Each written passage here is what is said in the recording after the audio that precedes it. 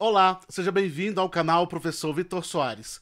Neste vídeo, nós iremos estudar os fundamentos da educação, que está lá no edital do MEC para aqueles que estão querendo passar no concurso para técnico em assuntos educacionais. A banca CESP-Sebrasp, a banca que você já conhece, banca tradicional, que vai pedir para que você possa colocar certo ou errado nas suas questões, e esse assunto vai despencar na sua prova. Os principais pontos sobre fundamentos da educação, nós iremos trabalhar neste vídeo. Nós iremos trabalhar tanto a parte teórica como trazer ilustrações por meio de questões. Então, preparado? Papel e caneta na mão para você anotar os principais pontos. Já quero adiantar para você que é uma aula extensa, porque nós vamos abarcar todos os fundamentos da educação. Nós vamos pegar aqui aquilo que pode cair na sua prova a respeito deste assunto. Então é uma aula muito completa, uma aula que vai te ajudar realmente a estudar este ponto do edital, e você apenas vai precisar repetir várias vezes essa aula e também fazer várias vezes o exercício para que você possa chegar bem a respeito deste assunto, ok? Mais uma vez eu peço para você se inscrever no canal, acionar ao sininho, para que você possa receber aí notificações de vídeos como esse, que são preparados para poder te ajudar na sua aprovação. Então, sem mais delongas, vamos para o nosso material, porque aqui nós queremos verdadeiramente aula. Pode colocar na tela para mim, por favor? Então nós temos aí o cargo de técnico em assuntos educacionais, nós temos lá o MEC, o assunto que nós vamos tratar, fundamentos da educação, e a banca, que nós iremos também trabalhar, aqui CESP-Sebrasp. Nós estamos juntos, como sempre, até a convocação, e quando a gente fala desta função, deste cargo, nós falamos a respeito destes pontos, nós temos os seguintes tópicos: relação, educação em sociedade, gestão educacional decorrente, a concepção do PPP, liderança e relações humanas, pesquisa participante como instrumento de inovação e de avaliação, planejamento de ensino e seus elementos constitutivos, metodologia de projetos, interdisciplinaridade e globalização do conhecimento, análise de dificuldades, problemas e potencialidades da educação, aprendizagem organizacional, políticas públicas inclusivas de educação, leitura e interpretação de indicadores socioeducacionais e econômicos, papel político-pedagógico organicidade do ensino, do ensinar, aprender e pesquisar, função sociocultural da escola, comunidade escolar e contexto institucional e sociocultural, processo de planejamento participativo, comunicação e interação grupal no processo de planejamento, tendências pedagógicas e inteligência emocional. Esses são os pontos que nós vamos tratar. Nós iremos tratar os principais tópicos a respeito deste assunto, para que nós possamos chegar bem lá na hora da nossa prova, trabalhando aí as questões dos fundamentos da educação de acordo com o edital do MEC. O primeiro ponto que eu quero trazer para vocês é justamente sobre a relação educação e sociedade. Esse é o primeiro assunto que nós vamos trabalhar, e aí nós vamos trabalhar na perspectiva da sociologia. Quando a gente fala de sociologia, a gente tem que pensar ela como uma ciência que vai surgir lá no final do século XVIII e teve a sua consolidação lá no início do século XIX. E vai buscar entender a sociedade e os seus conflitos, os fenômenos que acontecem na sociedade. Lá no início do século XIX, vai surgir uma importante corrente filosófica e sociológica denominada positivismo, que tem como precursor Augusto Comte. Então a gente começa a entender os principais pontos a respeito da relação educação e sociedade a partir da sociologia, a partir do positivismo de Augusto Comte. O Augusto Comte vem trabalhando este ponto e o positivismo vai fazer parte do que vai ser denominado mais à frente como a parte, o período clássico da sociologia.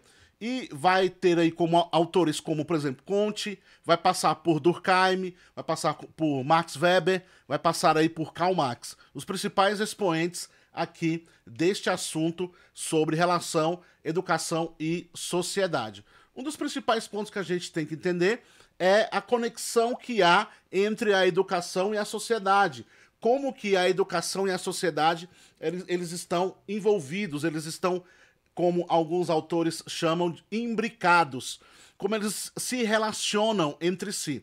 Como a educação influencia a sociedade, prepara o cidadão para a sociedade ou transforma a sociedade e, por sua vez, como a sociedade vem influenciar a educação. Por isso que nós temos aí na história da educação a relação com a sociedade, com a economia, com a política, com os fenômenos que acontecem na sociedade, sendo pontos muito importantes e pontos que vão auxiliar no entendimento como a educação foi se desenvolvendo ao longo da história.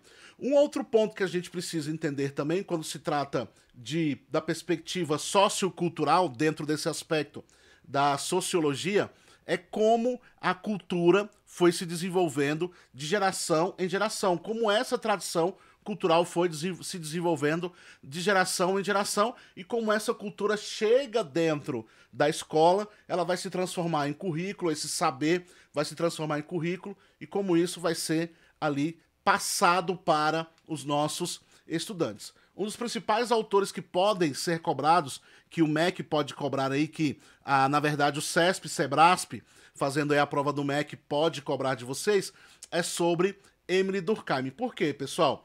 Assim como Augusto Comte é um dos autores que podem ser cobrados na perspectiva do positivismo, quando a gente fala de Durkheim, a gente está falando, pessoal, de funcionalismo. E o CESP gosta muito de cobrar dos nossos candidatos a questão do funcionalismo. Do que se trata o funcionalismo? O funcionalismo ele vai entender a sociedade como um sistema, como uma máquina. E ela vai entender que cada grupo que faz parte dessa máquina vai ser importante para que essa máquina funcione. E a partir disso, você tem a escola como sendo um dos elementos, um dos grupos mais importantes no desenvolvimento dessa máquina e na manutenção dessa máquina. O funcionalismo de Durkheim vai tratar a escola como sendo uma ferramenta, como sendo uma instituição muito importante para o desenvolvimento e para principalmente a manutenção. Muito mais do que o desenvolvimento, na verdade, é a manutenção. Ele não acredita, ele não quer que a sociedade mude. Ele não quer que a sociedade mude de forma nenhuma. Ele quer manter a sociedade harmônica. Ele quer manter a sociedade do modo que ela está e ele vai se utilizar da educação. Um dos principais pontos que ele vai trazer também é a expressão fato social. O que vem a ser fato social? Ele vai dizer, primeiramente, pessoal, que o indivíduo, o ser humano, é um produto da sociedade. Dentro da perspectiva do funcionalismo, ele vai ser uma peça dessa sociedade e vai ser produto dessa sociedade. E aí você tem este indivíduo sendo entendido a partir do fato social. Coloca na tela para mim, por favor. E o fato social, de acordo com esse autor, vai ser o grupo de fenômenos que são exteriores ao indivíduo e exercem um poder coercitivo sobre este indivíduo. Vai ser a maneira de pensar, sentir e agir exteriores ao indivíduo, dotadas de um poder de coerção. Esse fato social será caracterizado pela coerção social, exterioridade e generalidade. São 3 pontos importantes aí para que possamos entender o fato social, e é o fato social que vai produzir esse indivíduo, que vai fazer com que esse indivíduo possa ser preparado não para a mudança social, mas para a manutenção da sociedade, para que a sociedade possa continuar da mesma maneira em que o ser humano, o indivíduo, a encontrou. Perfeito? A partir desse pensamento, nós vamos agora trabalhar aqui a primeira questão. Pode colocar na tela para mim, por favor? Nós temos o seguinte: acerca da relação educação e sociedade, dimensões filosófica, sociocultural e pedagógica, julgue o item subsequente. A relação educação e sociedade é uma dimensão sociocultural, pode ser vista como instrumento de preservação da herança cultural de geração para geração, permitindo trocas diversas entre as diferentes sociedades e a recriação de valores, normas, ideias, saberes, hábitos e crenças de determinado grupo. Exatamente isso. Quando a gente pensa neste assunto, relação, educação, sociedade, dentro dessa perspectiva, dessa dimensão sociocultural, nós entendemos a cultura, nós entendemos a herança cultural como sendo uma questão que pode ser ressignificada, pode ser repensada, pode ser recriada, pode se desenvolver a partir de elementos como valores, normas, ideias, saberes, hábitos e crenças. E a partir disso, passando-se de geração em geração, sendo ressignificado a partir dos elementos que são desenvolvidos naquela geração, ok? Pode marcar aí gabarito correto, porque essa é a dimensão sociocultural da perspectiva da relação educação-sociedade. É receber essa herança cultural e ressignificar de acordo com aquilo, recriar a partir daquilo que você tem como realidade. Perfeito? Próxima questão sobre esse assunto, coloca na tela para mim, por favor. Acerca da relação educação e sociedade, julgue o item a seguir. A visão sociológica de Durkheim se fundamenta em pressupostos progressistas que veem a educação como um fator de desenvolvimento e de superação de estruturas societárias arcaicas. Pessoal, ele é funcionalista, coloca aqui, ó, funcionalista,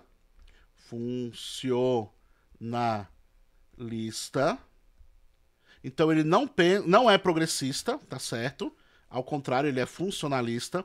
Ele não pensa no desenvolvimento, e sim na manutenção, ok? E ele não pensa em superação de estruturas, porque ele não acha que são arcaicas. Ele entende, Durkheim entende que a sociedade é um organismo que está tudo ok, um organismo harmônico, inclusive. Então ele vai acreditar o seguinte: olha, esse organismo, por ser harmônico, ele não precisa ser superado, ele não precisa se desenvolver, ele precisa apenas sofrer aí a manutenção, ou seja, para que ele possa continuar sendo essa estrutura harmônica, ele precisa de ter pessoas que vão se adaptar a esta sociedade. Perfeito? Então, nosso gabarito aí, pode colocar na tela para mim, por favor. Gabarito errado, tá certo, pessoal? E aí nós vamos para o próximo assunto. Então, quando a gente fala a respeito da perspectiva da educação e da sociedade, você pode tomar este assunto a partir desses elementos que eu trouxe para você. Agora, quando a gente for falar de outros tópicos, como, por exemplo, esse tópico que eu quero trazer para vocês aqui, você precisa ficar atento, atenta, para você não misturar, ok? Então, mudando de assunto, nós vamos trabalhar agora metodologia de projetos, um caminho entre a teoria e prática. Pode colocar na tela aí, um caminho entre teoria e prática. Aqui a gente vai trabalhar a metodologia de projetos na perspectiva da pedagogia de projetos, ok? Então, a pegada é a mesma, nós vamos desenvolver nosso pensamento a partir dos elementos que vão constituir a pedagogia de projetos. Então, quando a gente pensa em pedagogia de projetos, o que a gente está pensando? A gente está pensando em um trabalho sendo desenvolvido a partir do ensino pela experiência. E aí você precisa desenvolver metodologias que vão ser próprias para propiciar esse ensino a partir das experiências. É a conexão entre o estudante e a pesquisa, o projeto de pesquisa, que é de interesse do estudante. Então, a metodologia a partir de projetos, a pedagogia de projetos, vai trabalhar em cima das questões voltadas para a experiência, o ensino a partir da experiência, e também vai conectar o estudante com o seu projeto de pesquisa, o projeto de pesquisa de interesse do estudante. E aí, essa denominando a questão do método de projetos, coloca na tela para mim. Quando a gente pensa em método de projetos, a gente pensa em projeto como um método didático instituída pela primeira vez por Kilpatrick e baseada nas ideias de John Dewey. Então, esse pensamento de método de projetos, ele veio aí a partir do século XIX para o XX e tem muita força justamente porque ele vai se basear no pensamento de que precisava-se mudar a relação do ensino e aprendizagem e da experiência do estudante para com o conhecimento. A partir desses condicionantes, você tem aí alguns elementos que vão ser trabalhados para o entendimento do que vem a ser pedagogia de projetos. Quando a gente pensa em projeto, a gente pensa também em como isso pode ser desenvolvido. E aí um dos elementos que podem ser cobrados na sua prova são as 4 etapas de Daniela Pereira de Moura para o trabalho a partir de projetos, ok? Então, é um dos pontos que podem ser cobrados na sua prova. Você saber o que é a pedagogia de projetos, a metodologia a partir de projetos e também saber a respeito dessas 4 etapas. Quais são as 4 etapas? Coloca na tela para mim, por favor. Problematização, desenvolvimento, aplicação e avaliação. Então aqui, pessoal, o objetivo dessa aula é trazer os pontos que podem ser importantes a respeito de cada tópico do nosso edital, quando a gente fala aí de fundamentos da educação, beleza? Então, aqui vamos trabalhar a questão da problematização. A problematização, de acordo com Daniela de Moura, é a parte inicial do projeto. É onde o estudante, junto com o seu grupo, vão ali começar a desenvolver as suas ideias a partir daquilo que ele pretende pesquisar. Então ele vai desenvolver as suas ideias, o seu conhecimento, vai levantar questões a respeito dos pontos que ele quer pesquisar. É o momento onde ele vai desenvolver um pensamento espontâneo e ele vai começar a se interessar a respeito de um tema para que ele possa depois desenvolver o seu conhecimento, desenvolver a sua aprendizagem significativa. Então é o primeiro contato que ele tem com aquele fenômeno, com aquele tópico, com aquele assunto que ele vai abordar, aquele assunto que ele vai pesquisar. É um momento de espontaneidade onde ele vai começar a se interessar ou não pelo projeto que ele vai se envolver. Isso pode acontecer fora ou dentro da escola, ou mesmo pode ser estimulado também pelo próprio professor. A partir do momento que você desenvolver agora a problematização, agora já houve um interesse, já se despertou o interesse a respeito daquele tópico, já se levantou questões a respeito, perguntas a respeito daquele assunto, a gente vai partir para o desenvolvimento. E eu vou pegar as perguntas, os questionamentos que foram feitos, toda a parte espontânea que foi feita, a gente vai agora fazer um registro e a partir deste registro nós vamos para o segundo tópico, que é o desenvolvimento. O desenvolvimento é o momento onde será traçadas as estratégias para se buscar as respostas dos questionamentos que foram levantados, das hipóteses que foram levantadas lá na problematização. A problematização não trouxe perguntas e questionamentos, como eu disse para vocês. O desenvolvimento vai ser o momento onde eu vou agora desenvolver uma linha de raciocínio para que eu possa conseguir ali resolver ou chegar nas respostas para resolver aquelas questões que foram levantadas. E aí professores e alunos vão definir juntos essas estratégias, ok? A partir do momento que eu defini as estratégias, passei pela problematização, levantei ali realmente alguns questionamentos, agora eu tracei como é que eu vou desenvolver para que eu possa chegar nas respostas, agora eu vou fazer a aplicação. A aplicação é quando eu já consegui desenvolver toda a minha pesquisa e agora eu vou estimular o resultado dessa pesquisa, vou estimular que o resultado dessa pesquisa, vou estimular que a circulação das ideias que foram levantadas sejam agora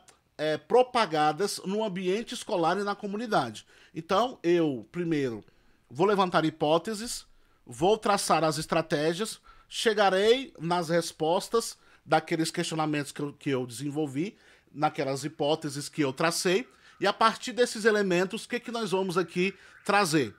Nós vamos trazer o seguinte: agora eu vou aplicar para que a minha comunidade conheça, o meu pensamento a respeito daquele tópico que nós trabalhamos. Então é importante frisar que nós temos essa aplicação social. Todas as vezes que nós falamos de pedagogia de projeto, de metodologia e de pedagogia de projetos, nós temos que lembrar que os beneficiados serão tanto os estudantes como a comunidade. O foco é beneficiar o máximo de pessoas possíveis, o máximo de pessoas dentro da minha comunidade, para que aquele projeto se torne algo útil dentro da minha comunidade. Por isso que você tem agora o elemento aplicação, que é o penúltimo elemento que nós temos, tá certo? Que é a aplicabilidade dentro do espaço de vivência e convivência do estudante. Ele vai aplicar os seus conhecimentos ali naquele espaço, sendo escola e comunidade, ok? E por fim nós temos a avaliação. O que a avaliação vai fazer? A avaliação, ela vai agora olhar para todos os elementos, ela não vai avaliar o estudante, não vai avaliar, dar nota para esse estudante. Por quê? Porque a avaliação é formativa. A partir do momento que a avaliação é formativa, nós vamos observar como é que os elementos que fizeram parte dessa metodologia de projetos, dessa pesquisa que foi desenvolvida, se esses elementos eles conseguiram ser ali úteis para que eu pudesse chegar nas respostas que eu fui ali desenvolvendo, dos questionamentos, das hipóteses que eu fui traçando. Então, será que eu consegui traçar realmente um passo a passo que conseguiu chegar realmente na resposta, conseguiu resolver as minhas hipóteses? Será que eu consegui realmente entender? Será que eu consegui aprender algo? Será que eu vou conseguir ajudar a minha comunidade? Eu preciso observar toda a parte de investigação, todas as questões do início do processo, as questões diagnósticas. Eu preciso avaliar tanto o professor como o aluno, os elementos que fazem parte do processo precisam ser avaliados também, porque, como eu falei para vocês, é uma avaliação formativa. E essa avaliação formativa tem por objetivo fazer com que tudo que fez parte do processo seja avaliado, não apenas o aluno, tá certo? E também uma questão que pode ser cobrada na sua prova é a metáfora a respeito do conhecimento. Dentro da pedagogia de projetos, você tem algumas metáforas que são aplicadas, mas a metáfora que pode ser desenvolvida, que pode ser aplicada na sua prova, e a sua prova pode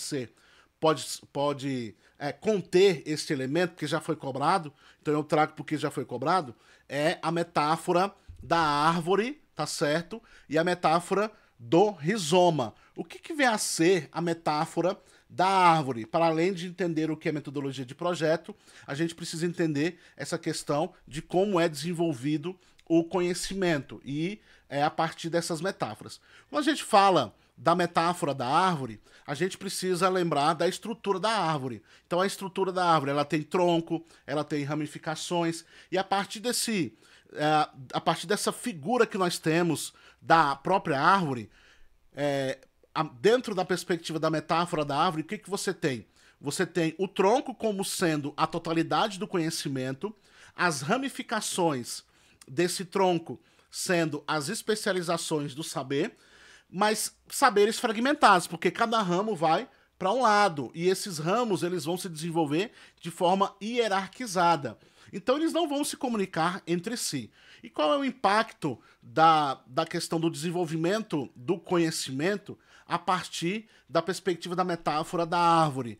É um conhecimento fragmentado, falta de interligação entre os conhecimentos e também a pouca influência que vai existir da escola e do currículo em cima desse trabalho. Então, o que nós temos que fazer, pessoal? Nós temos que entender que eu não posso trabalhar a partir do desenvolvimento do trabalho voltado para a metáfora da árvore. Por sua vez, o que nós temos que trazer, pessoal? Nós temos que trazer, por sua vez, a metáfora, na verdade, a metáfora do rizoma. O que vem a ser a metáfora do rizoma? A metáfora do rizoma é a contraposição, é o contraponto da metáfora da árvore, tá certo? Se por sua vez você tem ali uma estrutura que vai ser uma estrutura fragmentada, na metáfora do rizoma, você vai ter aí raízes que são emaranhadas, elas vão se completar uma na outra, elas vão se encontrar uma na outra. A partir disso, essa característica das raízes que são emboladas, emaranhadas, o que você vai ter? Você vai ter uma relação de áreas do conhecimento, áreas do saber, a relação entre elas, ou seja, as áreas do saber que vão ali conversar uma com as outras, superando essa questão da fragmentação.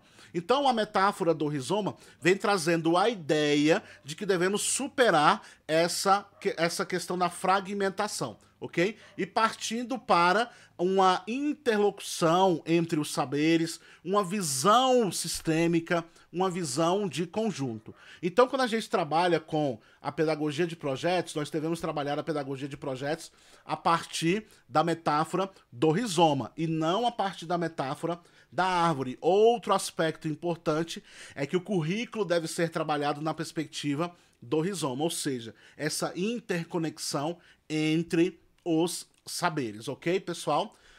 A partir dessa reflexão que eu fiz sobre a metodologia de projetos e os elementos que vão compor aí a metodologia de projetos, vamos para a terceira questão. A terceira questão diz o seguinte: a respeito dos elementos pedagógicos da capacitação, julgue o item subsecutivo.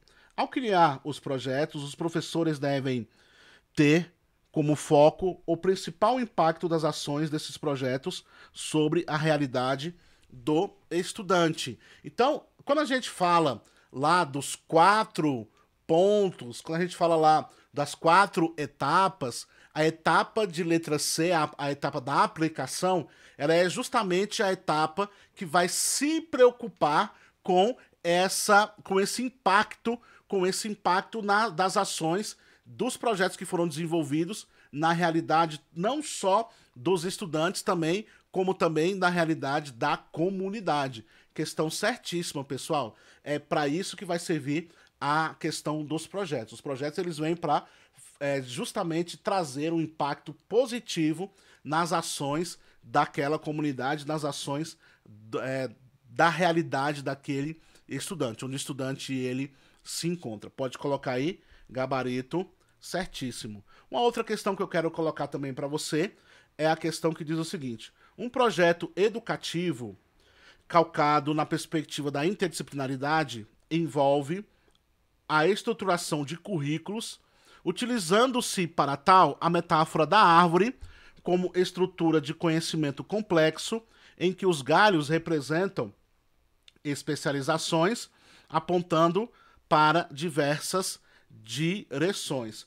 Como eu falei para vocês, o nosso currículo ele precisa ser trabalhado na perspectiva da metáfora da rizoma, onde você tem aí sim o emaranhado e a interlocução, a interconexão dos conhecimentos. Na metáfora da árvore, o que nós temos, pessoal? Nós temos justamente o contrário, é a fragmentação do conhecimento. Então essa questão aqui, ela está errada, porque ela está atribuindo à metáfora da árvore essa interconexão. E não é a metáfora da árvore, é a metáfora do rizoma, beleza? Pode colocar aí errado. O próximo tópico que eu quero trazer para vocês, pode deixar na tela aí, é a interdisciplinaridade e a globalização do conhecimento. Quando a gente fala de interdisciplinaridade e globalização do conhecimento, nós estamos falando de como a escola é afetada pela sociedade e como a sociedade afeta a escola e como a escola afeta a sociedade. Essa inter-relação que existe entre elas, ainda na perspectiva lá de educação e sociedade, tá certo? É muito importante frisarmos que a escola precisa estar olhando para fora dos muros, porque nós temos que preparar os nossos alunos para as questões que estão fora dos muros, como, por exemplo, o letramento digital. O letramento digital é muito importante para que nós possamos preparar os estudantes para que eles possam enfrentar o mercado de trabalho, a realidade que os cerca, mesmo porque, independentemente da idade da criança, se ela for uma criança de educação infantil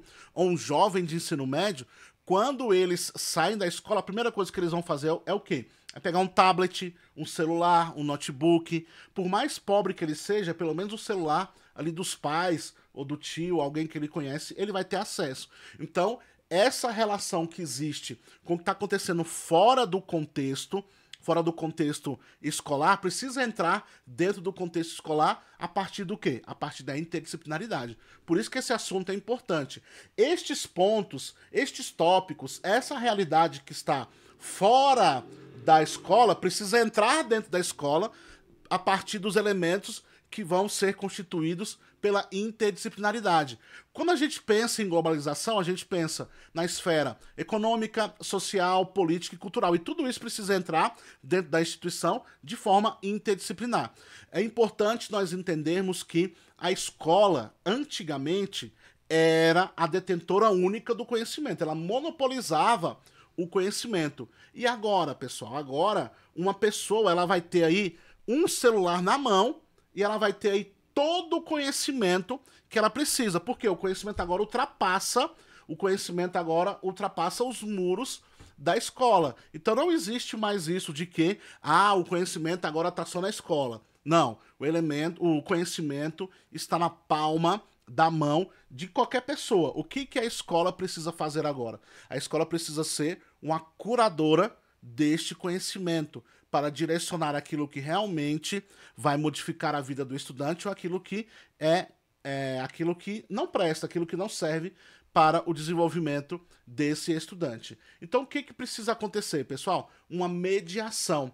E a partir do momento em que nós utilizamos essas novas tecnologias, utilizamos essa ponte que há entre o estudante e esse processo de globalização, nós precisamos utilizar o que há de melhor dentro desse processo, que são as tecnologias de informação e comunicação na educação. Então, a gente precisa utilizar esses benefícios por meio da expansão da internet. Nós precisamos ampliar o acesso desse estudante à internet, precisamos ter internet dentro da escola, propiciar esses elementos para este estudante e dando condições para que ele tenha acesso a plataformas de ensino online, a websites, a fóruns de discussão, a webinars, a tutoriais por meio de vídeo, como esse que nós estamos fazendo aqui, que é uma aula e ao mesmo tempo é um tutorial para você saber o que vai cair aí neste concurso, ok?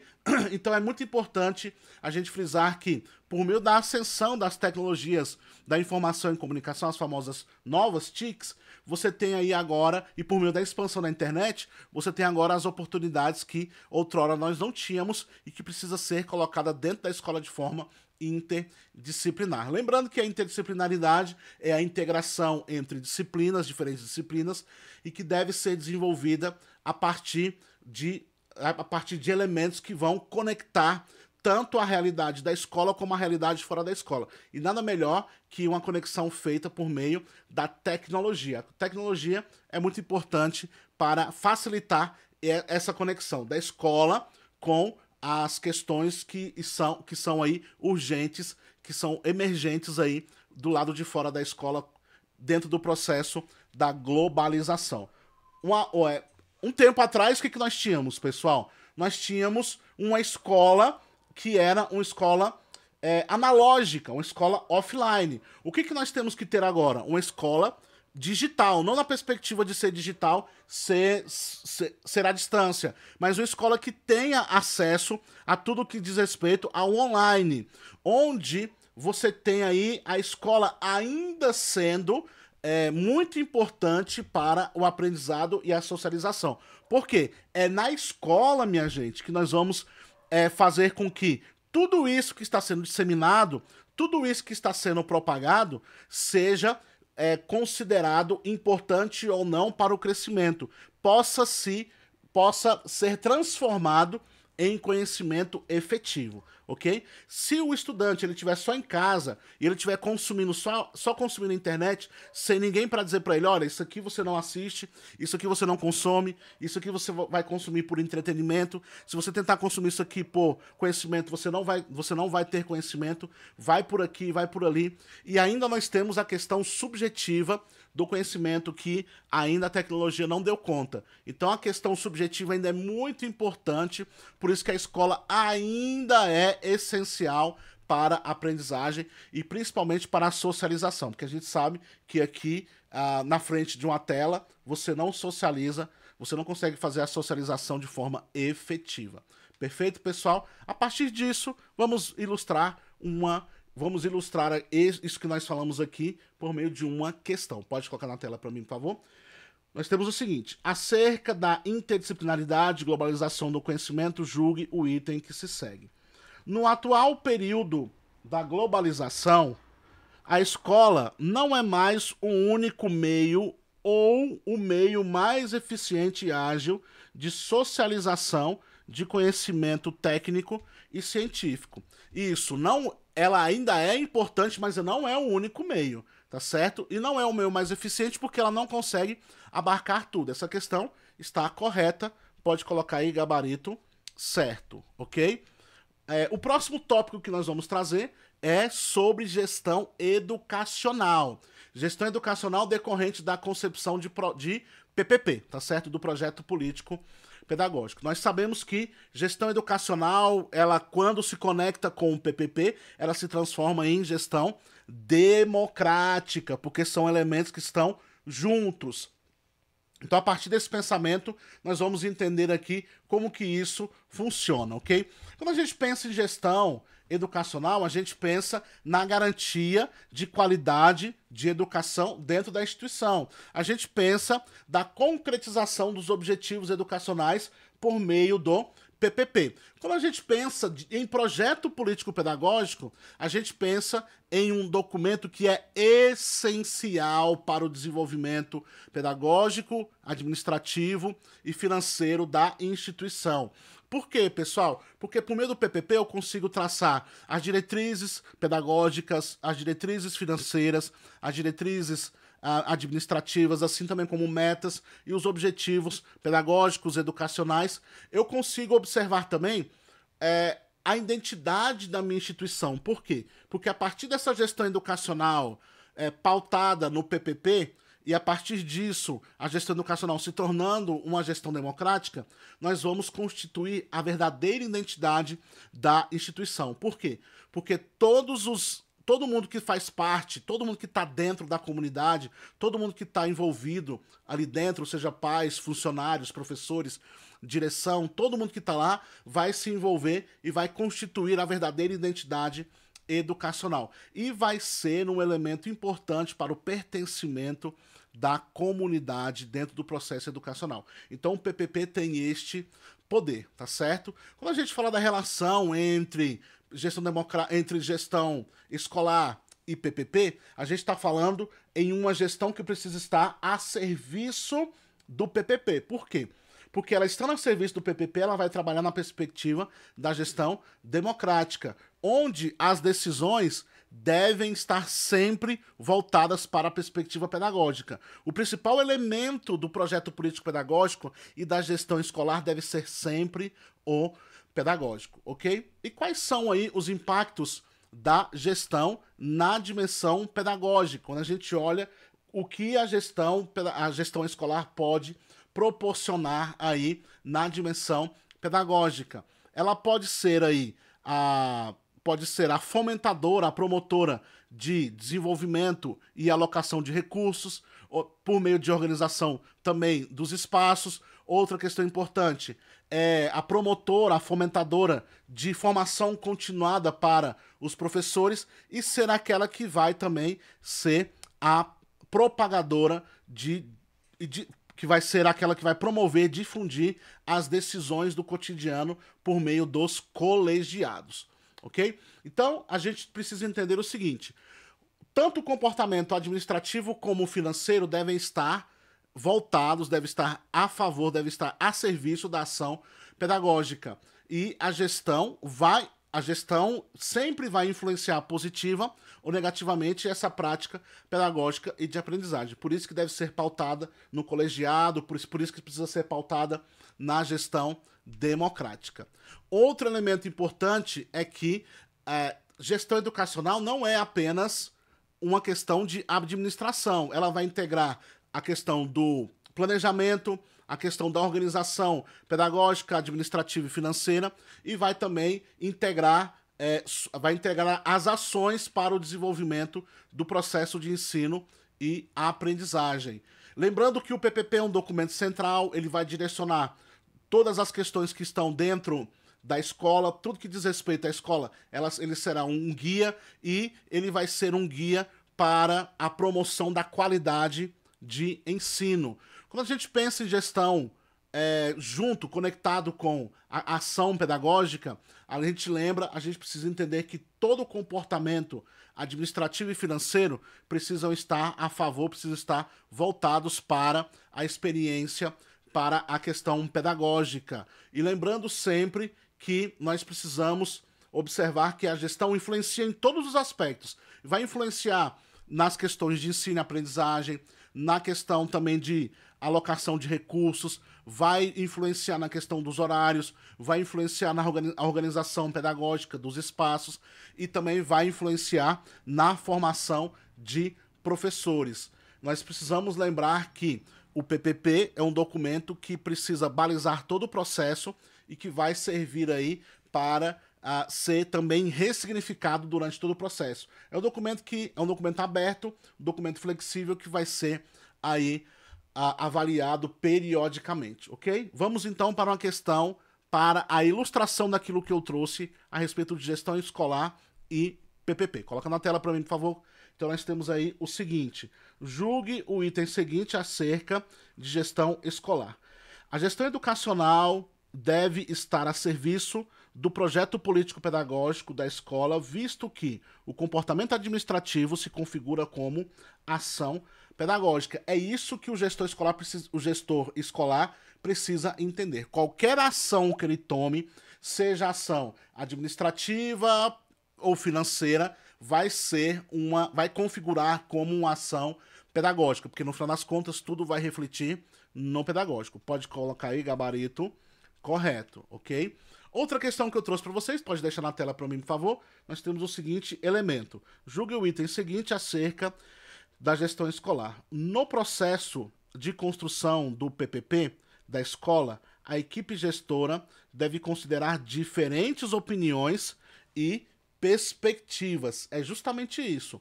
Uma gestão escolar que observa, que respeita, que considera, que analisa, que coloca em pauta as diferentes opiniões e perspectivas, é uma gestão que está trabalhando a favor da comunidade, a favor do projeto político-pedagógico, a favor da qualidade de ensino. É esse o processo de construção correta do PPP. Pode gabaritar aí, gabarito correto. Beleza, pessoal?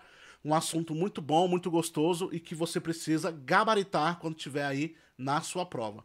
Um outro ponto que o nosso edital traz, o edital do CESP para o MEC traz para a gente, é a comunicação e interação grupal no processo de planejamento. Como isso, pessoal, pode ser cobrado na sua prova? Eu trouxe aqui para vocês um dos autores mais importantes nas nossas provas, que é Celso Vasconcelos, um dos autores mais importantes. Olha o que ele fala a respeito desse ponto. Ele vai dizer o seguinte: o saber deixou de ser considerado como prioridade de especialistas, passando-se a valorizar a participação, o poder coletivo, a formação na consciência crítica, a partir da reflexão sobre a prática transformadora. Ele vai dizer que o processo de planejamento, quando se pretende o bem de todos, deve-se considerar a participação que vai acontecer em cada momento e em cada ação.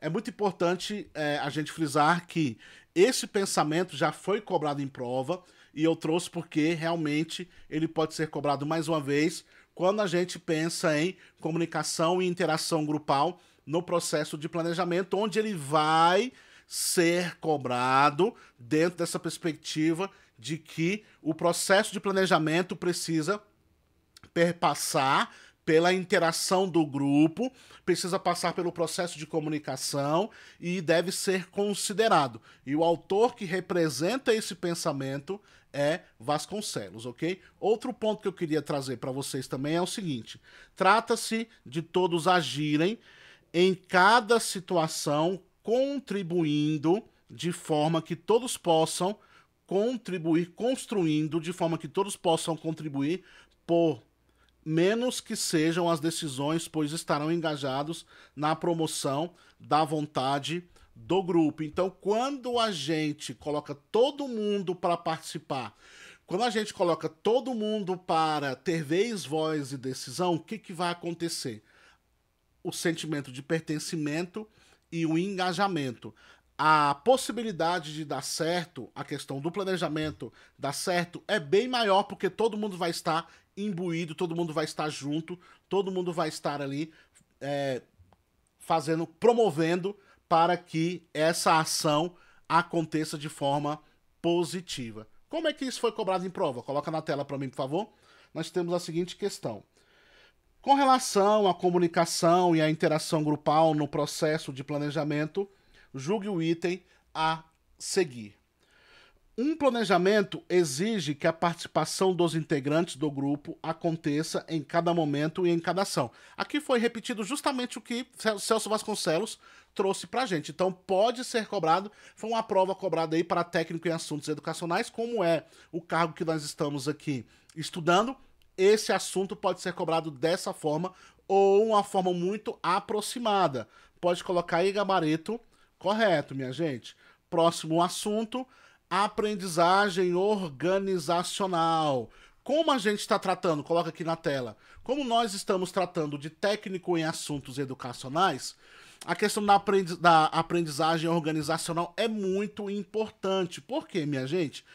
Porque é um aspecto que vai acontecer lá no MEC. A aprendizagem organizacional vai ser promovida dentro do MEC. Então é algo que provavelmente você, enquanto técnico em assuntos educacionais, vai se deparar muito lá na hora que você estiver trabalhando. E o que é isso, pessoal? Do que se trata isso? Nós precisamos entender os elementos que vão ser trabalhados a partir da aprendizagem organizacional e como isso pode ser cobrado em prova, que é o mais importante, porque lá dentro depois eu posso aprender, eu posso me virar, né não? Então, ganhando lá mais de 6 mil reais, eu faço questão de aprender. Então, como é que nós vamos trabalhar esse aspecto, esse ponto? O primeiro ponto que eu quero trazer para vocês é o seguinte: quando a gente fala de aprendizagem organizacional, a gente vai pensar justamente em um conceito muito dinâmico. Por quê? Porque ele vai depender da natureza da organização. A aprendizagem educacional depende muito de como a organização entende essa questão de aprendizagem educacional. E esse pensamento ou essa modalidade de aprendizagem ganhou muita força na década de 90, onde ali houve-se a necessidade de desenvolver a capacitação dos funcionários, a capacitação dos colaboradores junto à organização. E aí, o que nós tínhamos antes da aprendizagem organizacional? Dessa expressão aprendizagem organizacional. Nós tínhamos o que era chamado de estudos em organização, ok? Então, pensando no conceito básico, a gente tem que entender que é mutável, tem essa questão da mutabilidade, por conta de que cada organização é diferente. Então, nós vamos aqui trazer alguns autores, trazer algumas expressões que são importantes para que você possa entender a respeito desse aspecto aí quando a gente fala de aprendizagem organizacional. Então, vem comigo. Koenig vai dizer que é um fenômeno coletivo de aquisição e elaboração de competências que vai influenciar o processo de mudança na empresa e vai ser desenvolvido na perspectiva coletiva, por meio de circulação de ideias e difusão de aprendizagem, de práticas construtivas. A partir desses elementos, nós entendemos que é o momento em que nós estamos desenvolvendo, nossas competências para que nós possamos mudar a realidade daquela empresa, daquela organização. E esse trabalho é um trabalho que deve ser feito de forma coletiva. Quais são as características da aprendizagem organizacional? Vamos lá. Os autores vão dizer que é mais que soma de aprendizagem individual, é organização que não vai perder a capacidade de aprendizagem ao perder um membro. Então, o que nós temos, pessoal? Quando você tem ali a questão da aprendizagem, ela é uma aprendizagem tanto individual, porque o sujeito vai aprender, mas ela vai ser muito mais importante dentro da perspectiva coletiva. Por quê? Porque se esse sujeito sai da organização, a organização ela não vai perder a capacidade de aprendizagem porque ela foi trabalhada de forma coletiva, ok? Quais são os objetivos dessa aprendizagem? Auxiliar a organização e atingir as metas, fazer com que a empresa, a organização se torne competitiva e adequar-se ao mercado de trabalho, que é um mercado que está sempre mudando, o mercado de trabalho está em constante evolução e mudança, então por isso que nós precisamos aprender, ok? A partir desses elementos, nós temos que entender que a aprendizagem organizacional deve ser desenvolvida a partir do pensamento sistêmico. Eu não posso desenvolver uma aprendizagem organizacional a partir de elementos fragmentados. E aí o que nós vamos entender? Nós vamos entender que essa abordagem deve ser, por exemplo, holística, onde você vai desenvolver não apenas algumas competências, mas vão desenvolver várias competências de vários aspectos. Vai focar principalmente a questão da interação e da interconexão, onde todos que estão participando vão ter a capacidade de aprender. Quando a gente pensa dentro desse aspecto de como isso pode ser desenvolvido, dentro dessa perspectiva da interação e da interconexão, todo mundo que faz parte dos departamentos e dos processos e todas as pessoas que fazem parte da empresa podem participar. Então, esse tipo de abordagem da aprendizagem organizacional pode ser desenvolvida com qualquer pessoa daquela organização. Um outro elemento importante quando a gente pensa em aplicação da aprendizagem organizacional é que ela precisa influenciar todos que fazem parte daquela organização. Então ninguém pode ficar de fora. Todo mundo precisa aprender para que possa realmente estar aí, fazer frente ao mercado de trabalho, ao mundo do trabalho, ok? Outro ponto importante é que eu tenho que realmente entender que há uma aprendizagem individual, mas eu preciso perceber que essa aprendizagem ela vai além do individual e eu preciso reconhecer, o indivíduo precisa reconhecer as repercussões das suas atitudes em todo o sistema. Ou seja, toda a ação que é tomada vai repercutir para o bem ou para o mal, positivo ou negativamente, para aquela empresa, para aquele sistema. Como é que a aprendizagem organizacional pode ser cobrada na sua prova? Coloca na tela para mim. A prova do CESP cobrou da seguinte forma: acerca da aprendizagem organizacional, julgue o item que se segue. Pensamento sistêmico é a capacidade do indivíduo perceber além de si mesmo, ou seja, individualmente, e vai perceber o todo na organização. É justamente isso, pessoal. É entender que a aprendizagem ela não vai ser apenas individual, ela vai ser uma aprendizagem onde todos estarão envolvidos de forma coletiva. Pode gabaritar aí, gabarito certíssimo. Vamos agora falar sobre políticas públicas inclusivas de educação. Coloca aqui para mim. É como a inclusão vai ser trabalhada a partir das políticas públicas, ou como as políticas públicas vão contribuir para a educação inclusiva, beleza? Então, a partir disso, nós vamos trabalhar aqui o que vem a ser educação inclusiva. Quando a gente pensa em educação inclusiva, a gente às vezes confunde com educação especial. Qual é a diferença entre a educação inclusiva e educação especial? Primeiramente, a educação especial é a modalidade. Vamos agora entender que ela é uma modalidade, está lá na LDB, e a partir disso nós vamos entender que existe uma clientela que vai fazer parte dessa modalidade. As crianças com deficiência, transtornos globais do desenvolvimento, crianças superdotadas e com altas habilidades. Essa é a clientela, esse é o público que vai fazer parte aí dessa modalidade. E agora a educação inclusiva. A educação inclusiva sai desse universo apenas da educação especial, que tem um público, e vai ser mais abrangente. A educação inclusiva vai garantir acesso, participação e aprendizagem de todos, independentemente da sua condição, independente do seu gênero, da sua questão econômica, social, da sua condição de nacionalidade, onde você nasceu, independentemente. Todos têm o direito a acesso, participação, à aprendizagem, à educação, ok? Quem é o garantidor disso, gente? A legislação, por meio da LDB, Estatuto da Pessoa com Deficiência, Estatuto da Criança e do Adolescente, com foco na inclusão em ensino regular. O Estatuto da Pessoa com Deficiência, inclusive, e a LDB vem trabalhando que as pessoas que fazem parte da modalidade educação especial, elas têm que estar no ensino regular. Maravilha? Nós temos aí também nós temos, além da legislação, nós temos planos e programas também que estão imbuídos dessa questão, como, por exemplo, o Plano Nacional de Educação, que vão trazer metas e estratégias para falar a respeito da inclusão.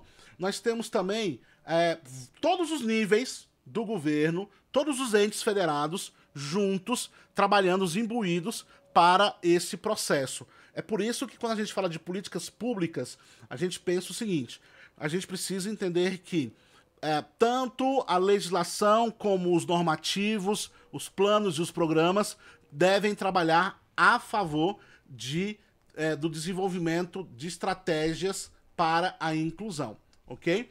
Um outro aspecto também é que todo mundo, em todos os níveis, em todas as modalidades e etapas, precisam ser abarcados por meio dessas políticas públicas. Então, todas as políticas públicas precisam estar preocupadas da educação inclusiva, da educação infantil até o ensino médio. Por toda a educação básica, etapas, modalidades, fases precisam estar ali abarcadas por essas políticas públicas. A partir desse pensamento, desse aspecto, dessa abordagem, vamos ver o que a banca trouxe pra gente. Questão aí 10 diz o seguinte: julgue o item subsequente relativo à educação especial e à inclusão. A educação inclusiva hoje é foco de políticas públicas educacionais em nível federal, estadual e municipal. Apesar de ter deixado de fora o Distrito Federal, não deixa de ser uma verdade, ok? Pode gabaritar aí, gabarito certo, porque realmente é o foco de políticas públicas, é realmente aí, como eu mostrei para vocês, a LDB, nós temos a LBI, nós temos aí o Plano Nacional de Educação, nós temos aí vários outros normativos, diretrizes curriculares nacionais de várias etapas e modalidades, inclusive as gerais de educação básica, voltadas para a promoção realmente aí da educação inclusiva, beleza? Mudando de assunto agora, partindo para o papel político, pedagógico e organicidade do ensinar, aprender e pesquisar. Tá longa a aula, pessoal? Tá longa a aula porque a aula é voltada para a sua aprovação. Eu tô pegando todos os fundamentos da educação do nosso edital e trabalhando aqui como pode ser cobrado na sua prova. Não deixe de deixar aí o seu like é muito importante. Se você ainda não se inscreveu, se inscreva para que nós possamos crescer juntos, ok? Esse material vai ficar gravado aqui para você e daqui a pouquinho eu vou soltar o material junto com essa aula. Você vai aqui embaixo, tem aqui na descrição, você vai ter o nosso grupo do WhatsApp para que você possa acessar o material gratuitamente. Inclusive, esse material, que é uma verdadeira apostila, estará lá. Mais de 90 lâminas só de puro conteúdo para você sobre fundamentos da educação do MEC, tá certo? Então não perca o material aí exclusivo para você que faz parte aqui do nosso canal, principalmente porque é grátis. Então, vamos comigo aqui, dando continuidade. Papel político, pedagógico e organicidade do ensinar, aprender e pesquisar. Primeiro ponto que eu quero trazer para vocês é que quando a gente pensa a respeito dessa questão do projeto que deve ser idealizado pela instituição, a gente precisa entender que o projeto idealizado pela instituição precisa estar alinhado com alguns elementos. Por exemplo, precisa estar alinhado com as necessidades da comunidade. Não adianta nada a gente desenvolver um projeto se esse projeto não vai ali observar as dores, não vai ali dirimir as dores que aquela comunidade tem. Outro ponto importante é que ela precisa estar alinhado ao papel político-pedagógico da escola, o papel político-pedagógico social da escola. Ela precisa responder às demandas e os desafios da sociedade em que ela está inserida. Se você tem um projeto e esse projeto ele não consegue responder às demandas, às fragilidades daquela comunidade, você vai ter um projeto que não vai fazer o seu devido papel. Então é muito importante a gente entender isso. E essas demandas, elas podem ser desde demandas de alfabetização, mas elas precisam também ser demandas que devem estar olhando para as questões da sociedade. Então perceba que eu preciso olhar para as questões realmente que são importantes para aquela comunidade, mas eu preciso promover momentos para que essa comunidade possa crescer. E o acesso, por exemplo, a tecnologias, letramento digital, são importantes para a inclusão dos nossos estudantes nesse mundo contemporâneo. Pensa o seguinte, eu tenho uma comunidade que não tem acesso à tecnologia ou não tem acesso ao letramento digital. Quando esse estudante estiver lá no ensino médio, nos anos finais, ele vai ter muita dificuldade para que ele possa se inserir no mercado de trabalho como menor aprendiz, ou como jovem aprendiz, ou como estagiário, e ele precisa realmente ter essa experiência. E a experiência da inclusão, do letramento, da experiência da inclusão por meio do letramento digital e do acesso à tecnologia é muito importante no âmbito educacional, social e profissional, beleza? A partir desses elementos, vamos então para a nossa questão que vai ilustrar isso que eu trouxe para vocês. Coloca na tela para mim, por favor. Nós temos o seguinte aspecto. A equipe de uma escola da rede pública de 5ª a 8ª série idealizou um projeto de informática para atender a jovens e adolescentes com baixo poder aquisitivo, uma vez que eles não possuem computador e atualmente é uma exigência do mercado de trabalho ter conhecimento em informática. Até aqui, beleza.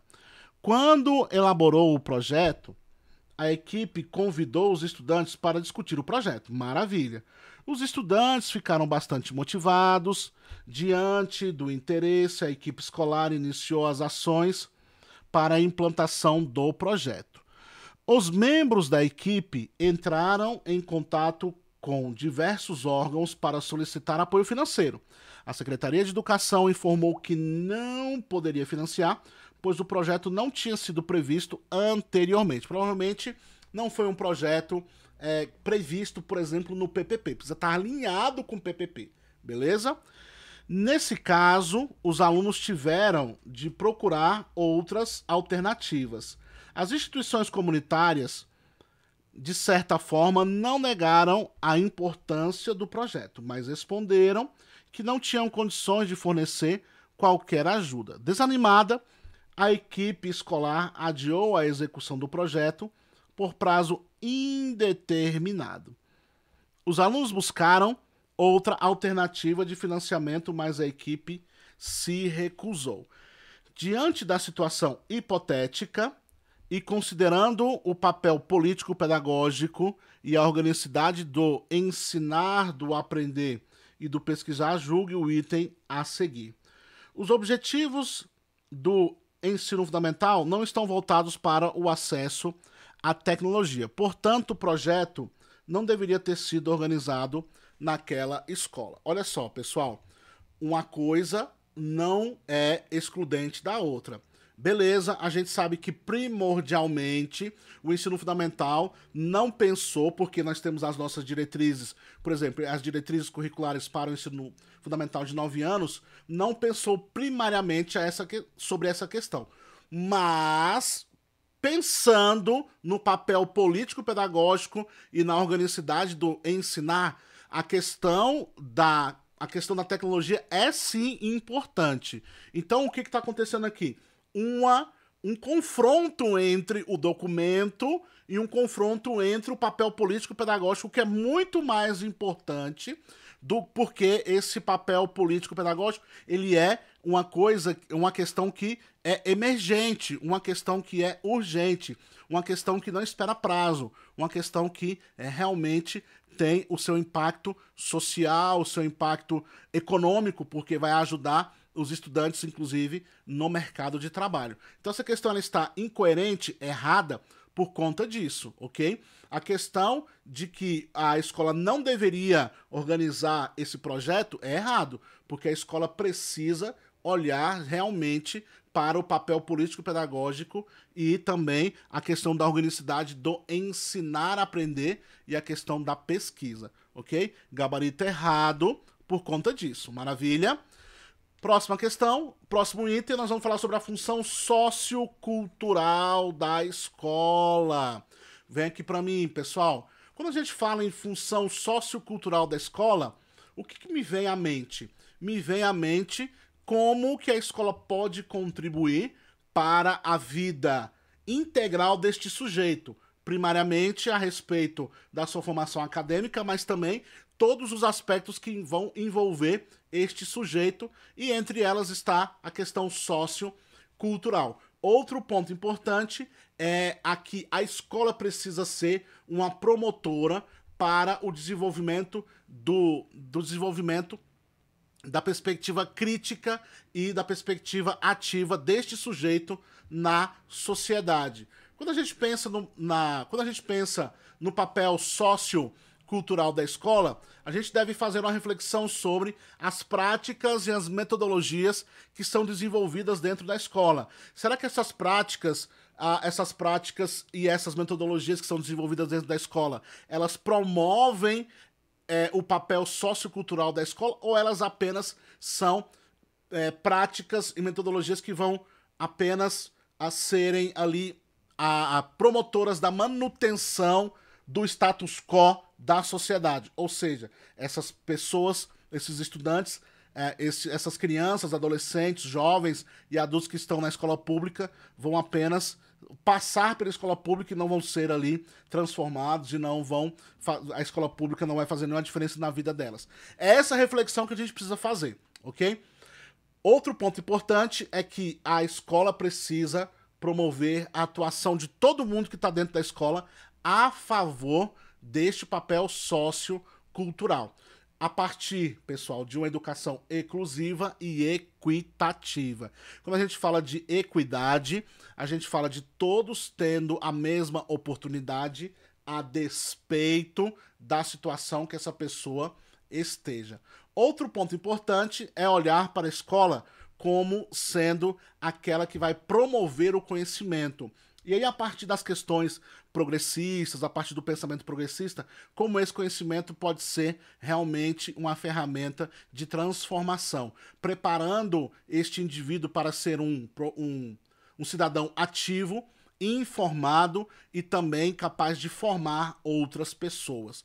Outro aspecto importante, quando a gente fala sobre o papel cultural, o papel sociocultural da escola, é como essa escola pode preparar a comunidade, aqueles indivíduos, aqueles estudantes, para uma sociedade globalizada, para uma sociedade que vai ali ser uma sociedade que vai cobrar muitas coisas desse indivíduo e que, se a escola não proporcionar, provavelmente esse indivíduo não dará conta. E o que vai acontecer, pessoal? Essa escola precisa ser promotora de questões culturais, de relações sociais, e deve ser também a promotora de questões e dinâmicas políticas, na perspectiva da formação do cidadão. Não político-partidária, mas na formação do cidadão. E também deve promover uma responsabilidade compartilhada. Deve compartilhar dessa responsabilidade, onde todos devem estar envolvidos, onde todos devem estar envolvidos na promoção da aprendizagem dos alunos e também deve desenvolver o seu trabalho a partir de uma abordagem colaborativa e integrada. São elementos importantes aí para que a escola possa promover o seu papel sociocultural, ok? A partir disso, vamos ver como essa questão pode ser cobrada na sua prova. Coloca na tela para mim, por favor. Nós temos o seguinte ponto. No que se refere à função sociocultural da escola, julgue o item que se segue. A escola, para exercer sua função sociocultural, deve refletir sobre a atuação de seus membros, ok? E levá-los a assumir a responsabilidade pela aprendizagem de todos os alunos, aquela responsabilidade compartilhada de acordo com as suas atribuições. Gente, certíssimo, todos devem estar imbuídos da promoção da aprendizagem dos alunos. Pode colocar aí, gabarito corretíssimo, ok? Próxima questão diz o seguinte, deixa na tela aí, no que se refere à função sociocultural da escola, julgue o item que se segue. Com o processo de globalização, as transformações científicas e a discussão ético-valorativa, a escola é demandada a instrumentalizar jovens e adultos para a participação da cultura, bem como das relações sociais políticas da sociedade. Perfeito, pessoal. É isso que vai fazer com que a escola exerça, um dos elementos que vai fazer com que a escola exerça a sua função sociocultural é esta preparação para um mundo globalizado. Pode gabaritar, portanto, aí, gabarito certíssimo. Uma outra questão de número 14, diz o seguinte, do ponto de vista legal, para a gente poder também fazer o julgamento, do ponto de vista legal, a escola, instituição social com objetivos explicitamente educacionais, deve criar estratégias metodológicas para promover a socialização obrigatoriamente somente entre os alunos da educação infantil, uma vez que nessa faixa etária eles são egocêntricos por natureza. Pessoal, a promoção da socialização na educação infantil é importante? Perfeito. Mas apenas e obrigatoriamente, somente só na educação infantil, é o que demanda o trabalho a partir de uma escola que vai exercer o seu papel sociocultural? De maneira nenhuma.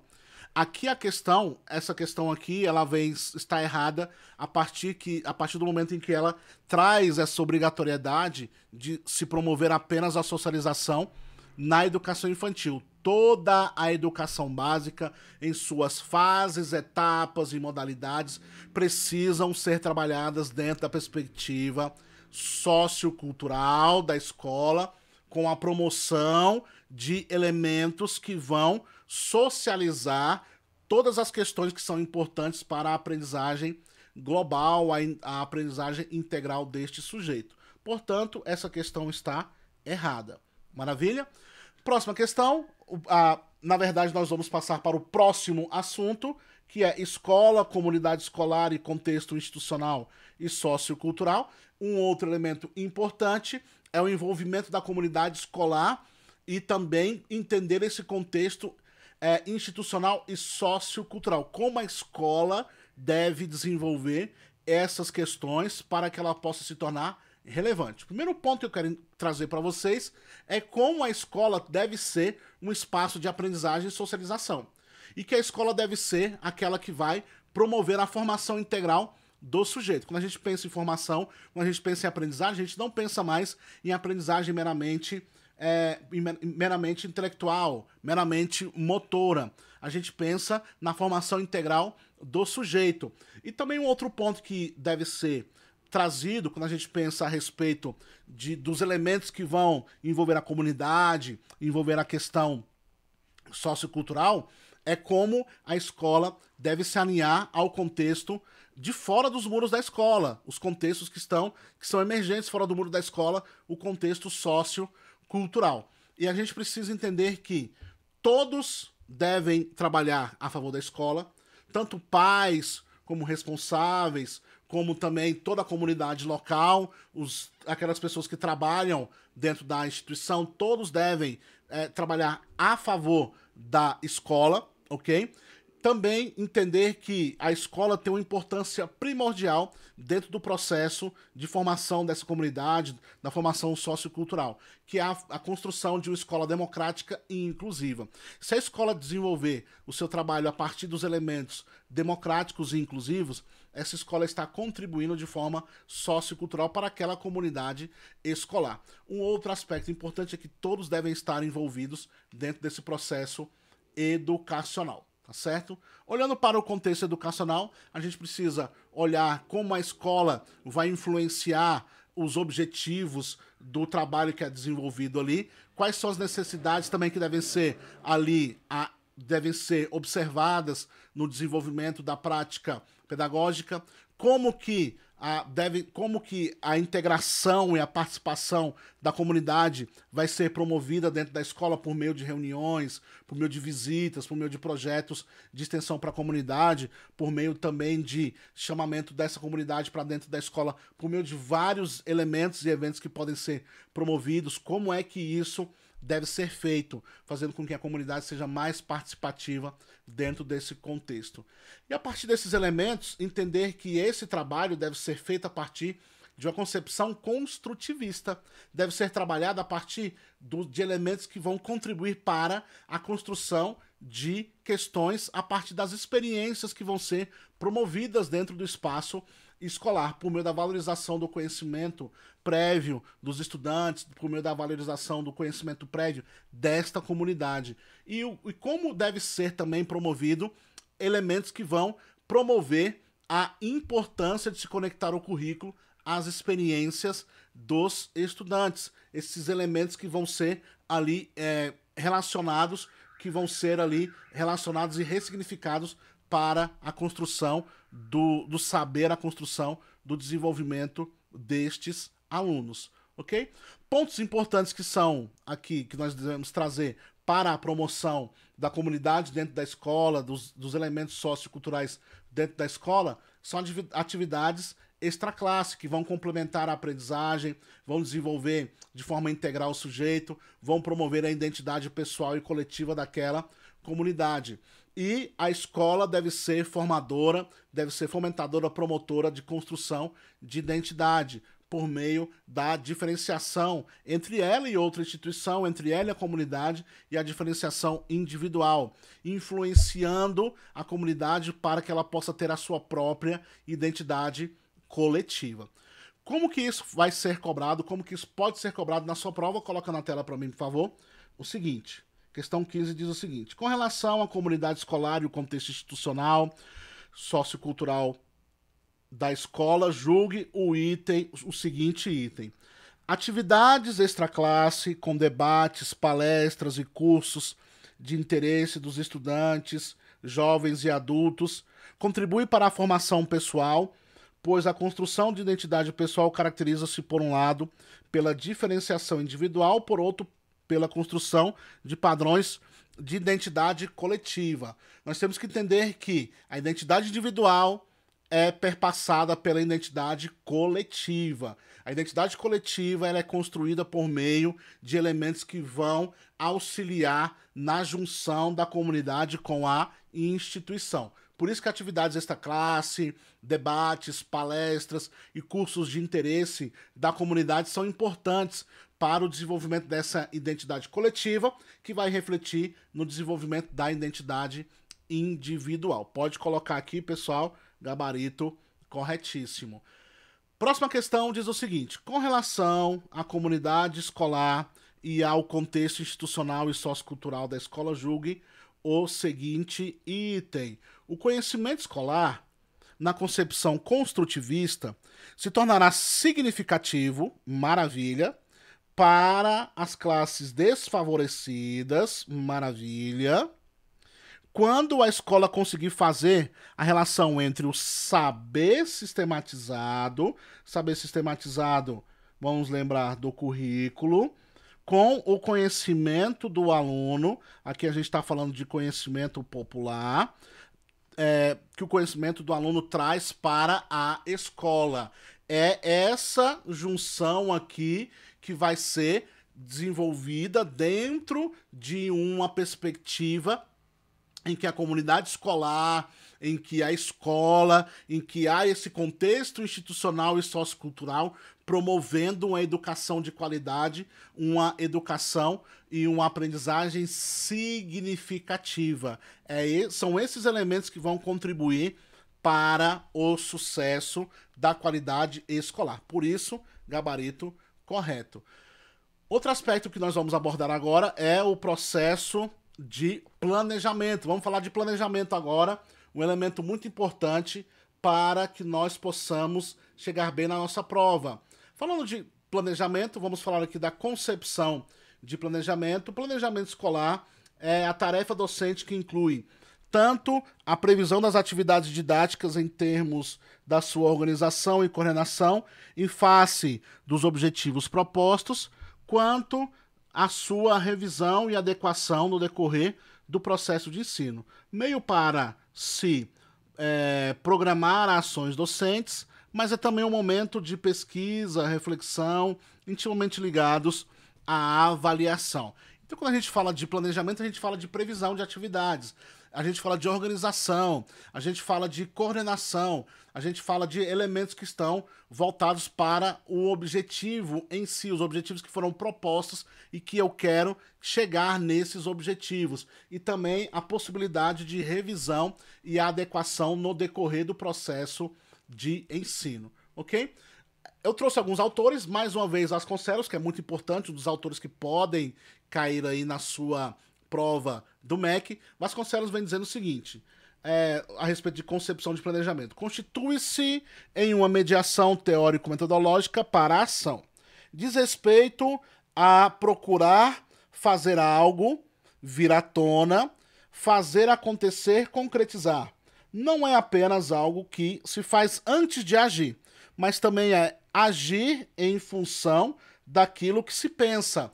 Então, o planejamento ele não pode ficar apenas na previsão, ele deve também estar na execução e na ressignificação, elementos que são importantes aí. Qual é a importância do planejamento escolar? É o processo de racionalização, organização e coordenação da ação docente, articulando a atividade escolar à problemática do contexto social. É o elemento que vai ser aí importante para o estudante, para que o estudante possa entender os elementos que estão constituídos a partir da sua atividade escolar, que vão refletir no contexto social. E o professor, planejando, ele vai racionalizar esse processo. Outra questão importante também que é trazido a respeito de planejamento é que é uma tomada de decisão sistematizada e organizada. Todos esses elementos que eu estou trazendo são elementos que podem ser cobrados na sua prova, tá certo? Um outro ponto que pode ser cobrado na sua prova são as dimensões do planejamento. Ela vai ser política, técnica e conceitual. Quando a gente fala de política, a gente está falando como objetivo que se pretende alcançar a nível de sociedade. Por isso que política não pode ser uma ação encarada como uma atividade neutra ou descompromissada. Por isso, ela deve ter esse caráter político, entendendo que não há ação neutra. Toda ação, mesmo que seja neutra, ela já tem ali um objetivo em si. Técnica, quando ela permite à escola executar com propriedade sua tarefa, fim, que é o ensino. Ela vai determinar a competência para organizar as ações que serão desenvolvidas visando a aprendizagem do aluno. A questão técnica é como eu sei fazer, como eu aprendi a ensinar, como eu aprendi a desenvolver as questões que estão ali envolvidas com a didática, a pedagogia, o processo de ensino e aprendizagem, como se organiza isso e como eu, enquanto profissional, tenham a capacidade de fazer isso se executar com propriedade, ok? E a questão conceitual, na perspectiva das características, que vai relacionar os fundamentos teórico, conceitual e aos paradigmas que vão sustentar o planejamento.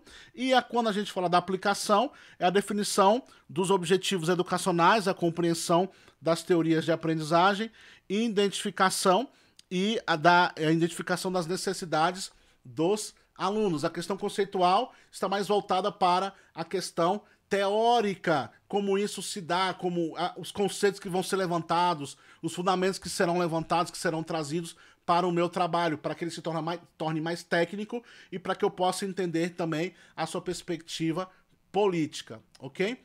Trazendo a questão dos níveis, a gente falou agora sobre as dimensões, vamos partir para os níveis. Os níveis estratégico ou institucional de longo prazo, o tático ou departamental médio prazo e o operacional de curto prazo.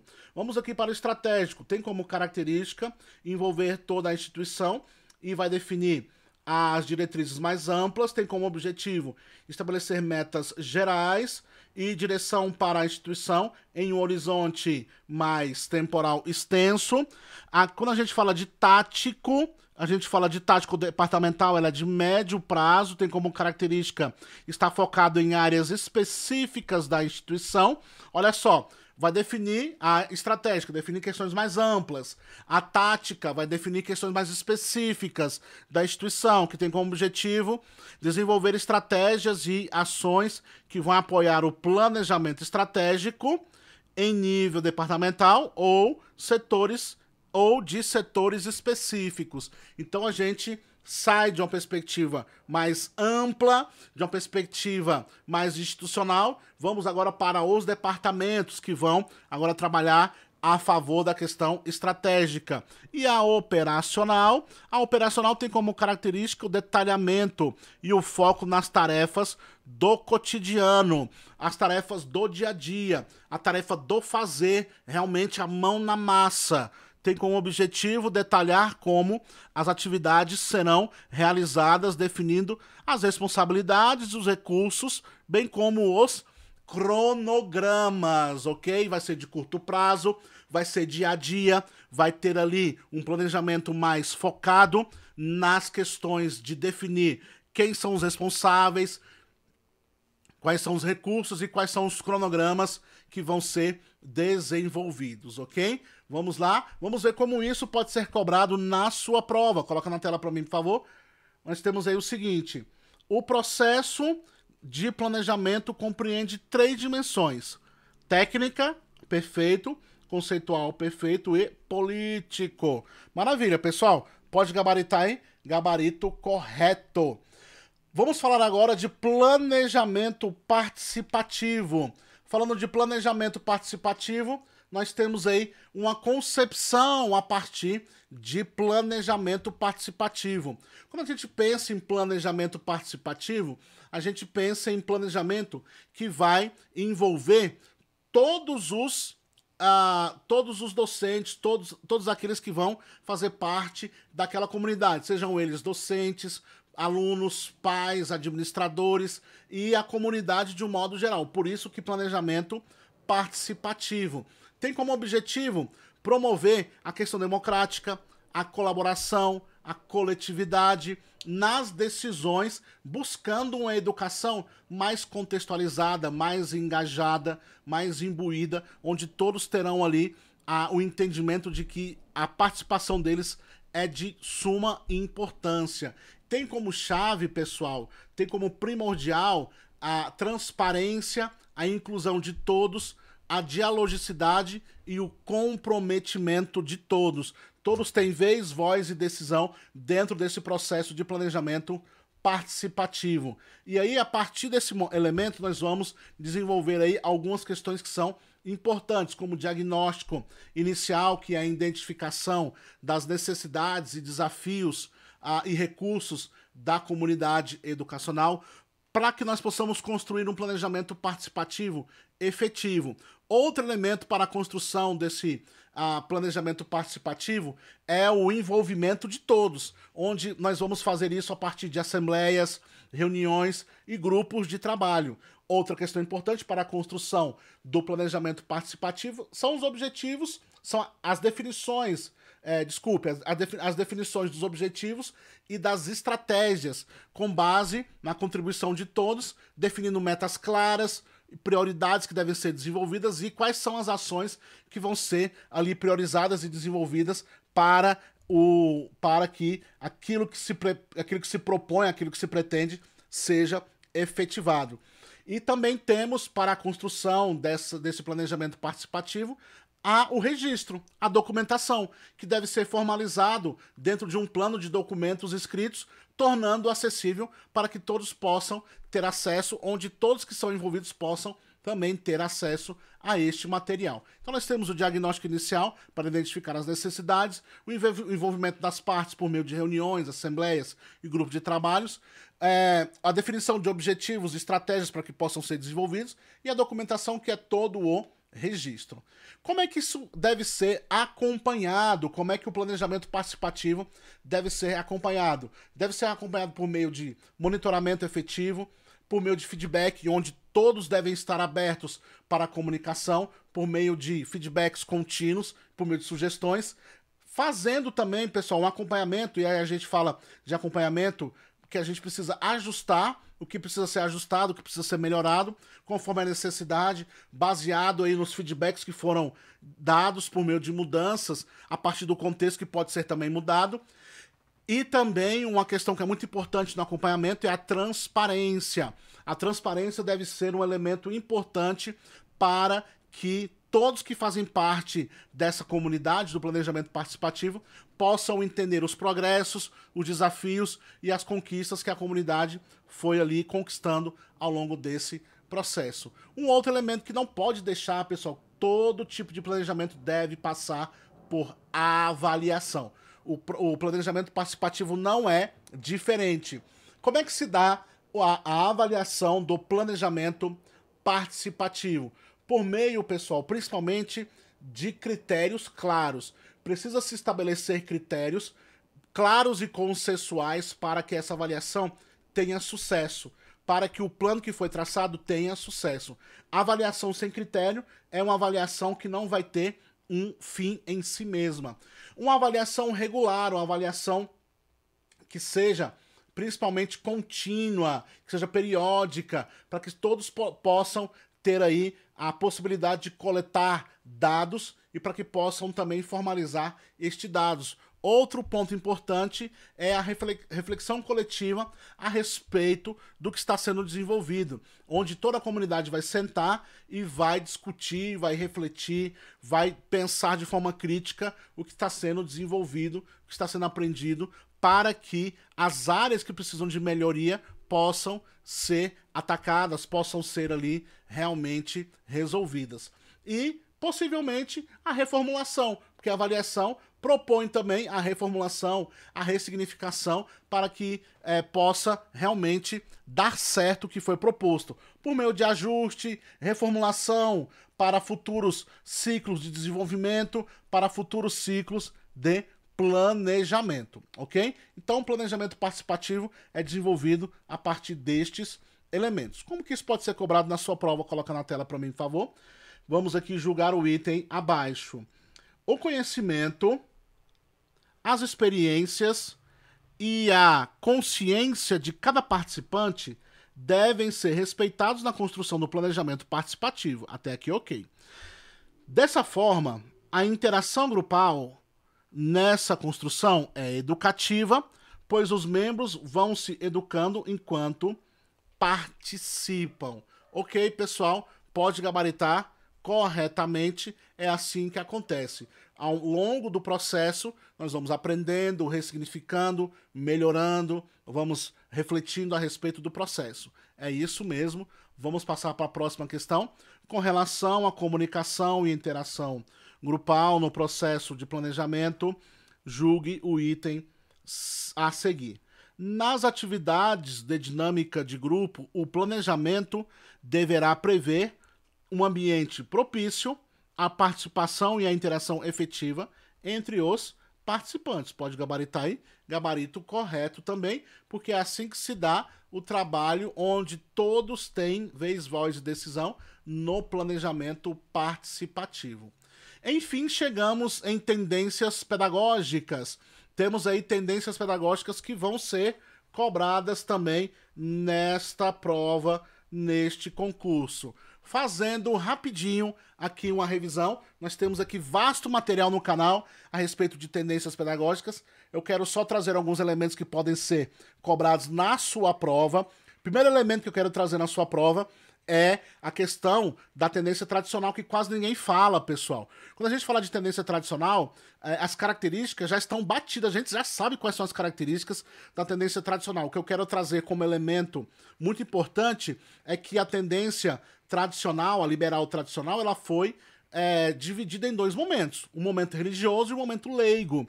A reforma pombalina deu fim à perspectiva religiosa dos jesuítas e agora você tem novos elementos que são importantes aqui. E aí, uma das questões que são trazidas é que este, agora, estudante, ele precisa se preparar intelectualmente e moralmente para desempenhar o seu papel na sociedade, porque agora ele está se formando para ser um cidadão, para ser agora uma pessoa que irá ter os seus direitos, para que ele possa se desenvolver e para que ele possa desempenhar o seu papel na sociedade. A reforma pombalina traz esse ponto. Então a educação, a tendência tradicional tem esses dois pontos, o momento em que ele foi religioso, de 1500 até a reforma pombalina, e da reforma pombalina em diante, ele vai ter os elementos das características liberais, por assim dizer. Perfeito? E aí eu não vou, né, ser redundante aqui quando falar de tendência tradicional. A gente já sabe qual é o papel da escola, que vai ser aí, vai promover para que o aluno ele possa se realizar pessoalmente a partir do seu próprio esforço. Essa é uma característica da tendência a partir do pensamento liberal, tá certo? E preparar intelectualmente e moralmente para que ele possa desempenhar o seu papel na sociedade. Conteúdo desvinculado do cotidiano, desvinculado da realidade, o método é a partir da memorização. Não existe ali uma relação professor-aluno em que o professor e o aluno eles possam ter um diálogo. O professor é a autoridade, o aluno simplesmente vai absorver o conteúdo. O aluno aprende por meio de repasse, a aprendizagem é mecânica, a avaliação é classificatória, é punitiva, é quantitativa, e ele vai se dar por meio das manifestações religiosas e leigas a partir ali da reforma pombalina. A resposta para a tendência tradicional foi a escola nova. A escola nova vai se dividir em dois momentos, né? Você tem dois momentos aí que são importantes. Você tem aí a manifestação que se deu da progressivista, principalmente ali John Dewey, Montessori e Piaget, que foram ali os teóricos que vão ser mais proeminentes ali na tendência progressivista, e pela tendência não diretiva, você vai ter aí Carl Rogers e Alexander Neil com a escola de Summerhill. Elementos que são importantes. Progressivista, não confundir com progressista, tá certo? Progressista vai ser todas as tendências pedagógicas que vão ser críticas às tendências liberais, a partir da tendência libertadora, libertária e crítico-social dos conteúdos. A progressivista tem este nome porque ela vai partir de um processo, ela vai ter ali elementos que vão ser quase que uma receitinha de bolo, como o estudante ele deve se desenvolver. Por isso que progressivista ou pragmática, pode cair na sua prova esses dois nomes. Progressivista porque vem de processo. Quando a gente pensa em progressista, a gente pensa em progresso. São elementos que são diferenciados, ok? Lembrando que a progressivista tem ali muitas questões voltadas para experiência, aprender fazendo, aprender a aprender, são elementos importantes. E a não diretiva está muito mais preocupada com as questões psicológicas do que com as questões realmente pedagógicas, ok? São elementos aí que são importantes. Para você aprofundar mais a respeito de tendências pedagógicas, estudar ali tendências, ou a nossa aula intitulada Tendências Pedagógicas, o que você precisa saber para passar. Lá a gente conta tudo. Aqui eu estou só trazendo o que pode cair na sua prova. A escola nova, infelizmente, fracassou. como elemento, como proposta para a escola pública, por uma série de elementos, principalmente as questões estruturais e também as questões ali que vão envolver a questão de material. E aí a resposta do governo, a resposta vai ser a tendência tecnicista, que está baseada no behaviorismo, e a partir do momento que ela está baseada no behaviorismo, ela vai voltar mais ali para as questões de Skinner, a questão do modelamento de comportamento, preparação para o mercado de trabalho. Aqui foi o momento do regime militar, industrialização do Brasil, questões históricas que vão influenciar a tendência tecnicista para que ela possa acontecer, e ali entre elas está preparar o indivíduo para que ele possa ser um operário. Então todos os elementos que estão voltados para a realidade fabril vão ser elementos que vão influenciar a tendência tecnicista, e dentre elas está toda a organização do processo para a aquisição de habilidades, atitudes e conhecimentos específicos, e estes conhecimentos específicos, eles não estão delegados ao professor, mas a especialistas que vão preparar o material para que o professor apenas aplique. Quando você tinha a escola tradicional, o professor era o principal elemento, e na escola nova é o aluno. Aqui na tendência tecnicista é o processo, são os materiais, e o objetivo é preparar um material para que possa ser aplicado e para que ele pudesse modelar o comportamento do indivíduo e preparar esse indivíduo para o mercado de trabalho. Vindo como crítica muito forte sobre estes elementos, vem a tendência libertadora de Paulo Freire.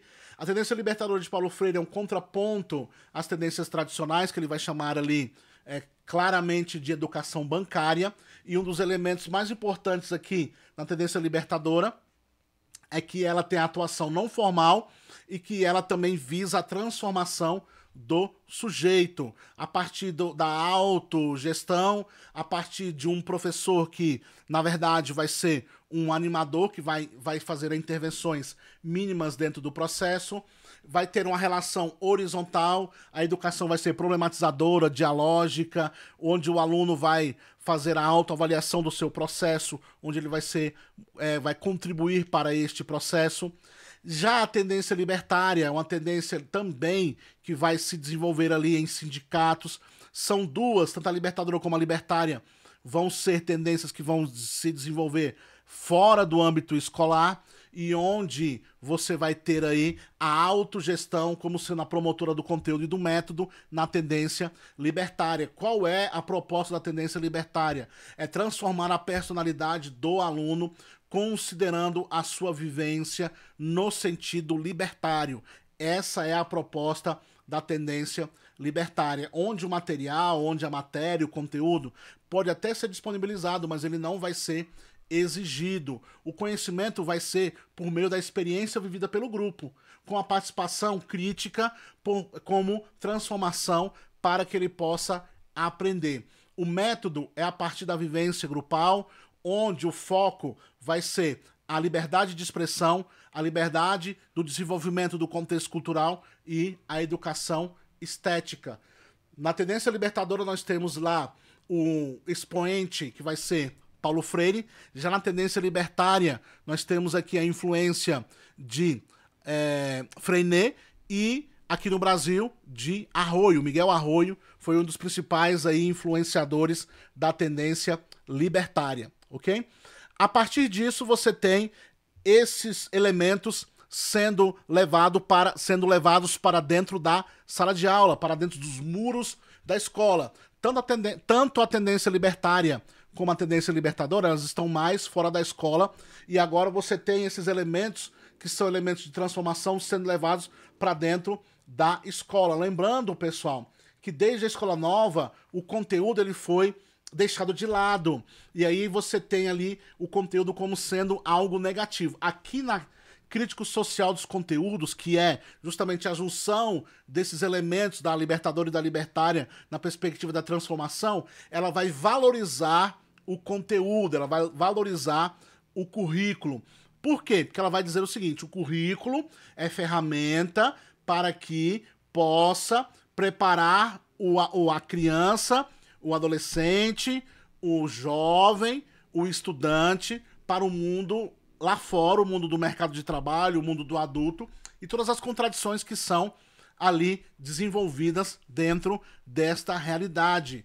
E ali, pessoal, tudo que vai ser desenvolvido a partir do conteúdo conectado com a realidade do aluno, ressignificado e transformado em conhecimento. Qual é o papel do professor aqui na crítica social dos conteúdos? Ele vai ser um mediador, ele vai ser a pessoa que vai levar o conhecimento, ele vai garantir o acesso dos alunos ao conteúdo, vai proporcionar elementos para análise crítica, ele vai ser um mediador, mas ele não vai dar espaço para não diretividade. Isso é importante porque ele vai mediar todo o tempo o desenvolvimento do trabalho do aluno junto ao conhecimento. Como é que isso pode ser cobrado na sua prova? Como que tendências pedagógicas pode ser cobrado na prova do MEC? Coloca na tela para mim, para que nós possamos aí julgar sobre tendências pedagógicas.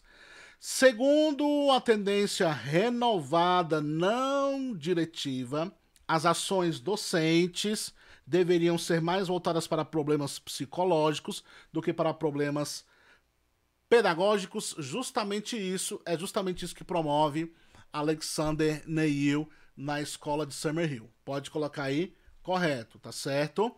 Próxima questão diz o seguinte, também para que possamos julgar de acordo aí com o que se segue. A tendência tecnicista defende que o papel da escola é a difusão de conteúdos associados à realidade social dos estudantes. Aqui, característica da tendência crítico social dos conteúdos, tá certo? Não tecnicista, crítico social dos conteúdos que tem essa característica, questão errada, porque a tendência tecnicista, ela vai fazer o quê com os estudantes? Vai preparar para o mercado de trabalho, vai ser modeladora a partir das questões do behaviorismo. Então essa questão aqui está errada. Maravilha? Questão de 22 diz o seguinte, quanto às tendências pedagógicas, julgue o item a seguir. Quando as ações docentes não são reduzidas à exposição verbal dos conteúdos e à recordação de matérias pesadas, evita-se a tendência pedagógica tradicional, tá certo? Então nós temos aqui, quando elas são matérias passadas, evita-se a tendência pedagógica tradicional. Pode colocar correto aí, pessoal. Corretíssimo, tá certo? Porque quando a gente evita esse tipo de exposição verbal, quando a gente evita esse tipo de exposição de conteúdos e também a memorização de matérias passadas, a recordação de matérias passadas, a gente está evitando aí a pedagogia tradicional, tá certo? Pode colocar aí como correto. Maravilha? Por fim, vamos trabalhar aí inteligência emocional. Se você ficou comigo aqui até agora, você está de parabéns, você está imbuído de passar na sua prova, porque aqui tem todo o conteúdo dos fundamentos da educação para que você possa estudar os principais pontos deste material aí do nosso edital. Inteligência emocional. Quando a gente pensa em inteligência emocional, nessa perspectiva, a gente pensa de como nós devemos lidar com as nossas próprias emoções, como nós devemos compreender os nossos sentimentos, os nossos comportamentos e compreender os sentimentos e comportamentos das outras pessoas. Como a gente vai observar essa questão? Como é que isso se dá dentro da empresa? Como é que isso se dá na relação do sujeito?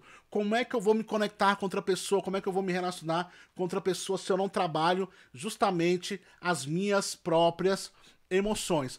Como é que isso se dá, pessoal? A gente vai observar essa questão da inteligência emocional a partir da conexão entre o nosso lado emocional e o lado racional do nosso cérebro, onde eu preciso conectar a minha parte emocional com a minha parte racional do meu cérebro. E eu preciso realmente utilizar muito mais a minha razão, protelar mais, realmente demonstrar as minhas emoções, para que eu possa realmente trabalhar a neutralização das minhas emoções negativas. É a partir da conexão do meu lado emocional com do meu lado racional que eu vou conseguir aí diminuir a influência de emoções negativas, principalmente no ambiente de trabalho. E também trabalhar a potencialização de emoções positivas. Aspecto importante. Quais são os pilares que vão me ajudar dentro desse processo? Conhecimento das minhas próprias emoções, daquilo que pode me afetar, daquilo que pode realmente atrapalhar dentro do meu trabalho. O controle emocional é um aspecto importante. A automotivação, sempre estar se automotivando. A empatia, olhar para o outro como se estivesse sendo com você também. Sempre buscando a empatia. E também trabalhar o relacionamento interpessoal. Muito importante. O autocontrole é muito importante. O controle emocional é muito importante para que se possa desenvolver a inteligência emocional. Como isso pode ser cobrado na sua prova? Vamos aqui então trabalhar o seguinte.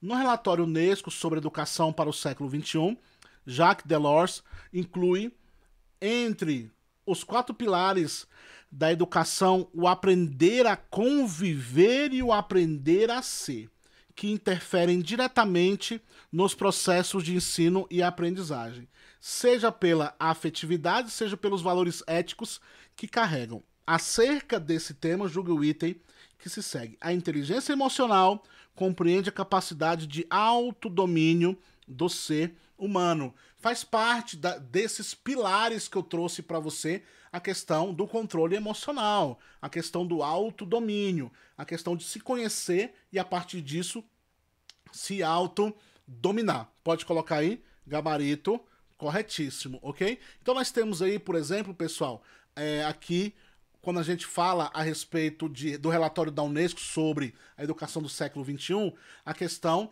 da inteligência emocional é um aspecto importantíssimo para que nós possamos realmente desenvolver o nosso processo de ensino-aprendizagem com efetividade, ok?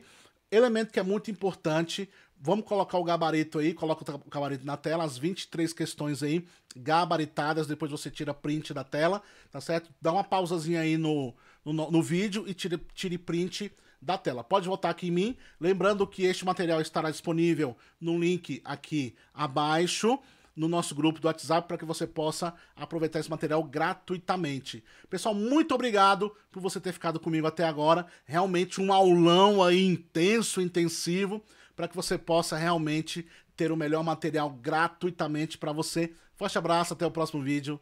Tchau, tchau.